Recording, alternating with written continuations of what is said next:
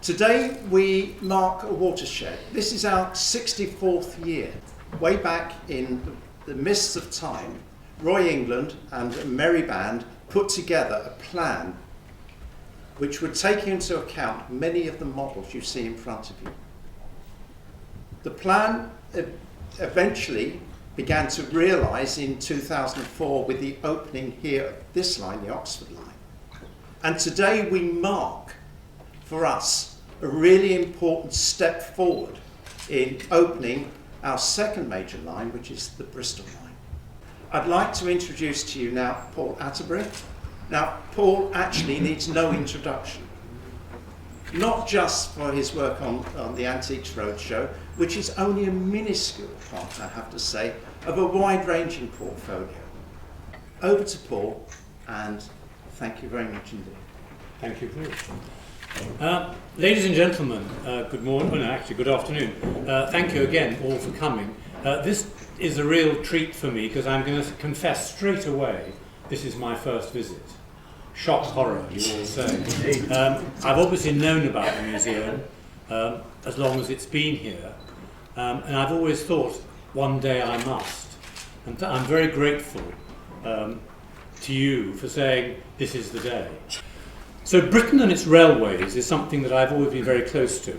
And the other thing that of course relates to all of this is that it's about railways in the landscape. Paintings of trains, photographs of trains are all very well, but the train in isolation is no much better than the robin or the kestrel in isolation. The Bristolian is very clearly, it says what it does. It goes from London to Bristol rather quickly. And it was, you know, a great service. It was introduced at the peak of high-speed named services.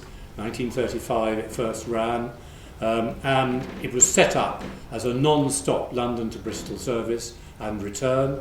Pedantically, as you all know, the return route was not quite the same as the down route, and the up route was slightly different, but never mind. And it was designed to have 7 coaches. It was initially hauled by kings, then went on to castles, and gradually expanded and expanded. And the set time for the route of 118 miles, the target was 105 minutes. The fastest ever recorded was 93 minutes and 48 seconds. But this is a working layout of an astonishing diversity. And so what we need in it is the sight and sound of running train. It's always exciting to cut a ribbon. Sometimes it goes terribly wrong, and either it doesn't cut. Anyway, you know, let's hope on this occasion that with these scissors I can cut this ribbon and thereby launch the Bristolian on its way. Really, well done. Thank you.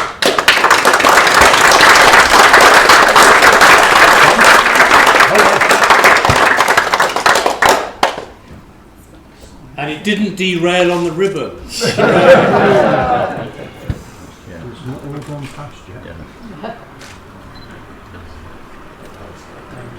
And it hasn't got a headboard because they didn't carry a headboard until the 1950s. Another boring Anorak fact, I know.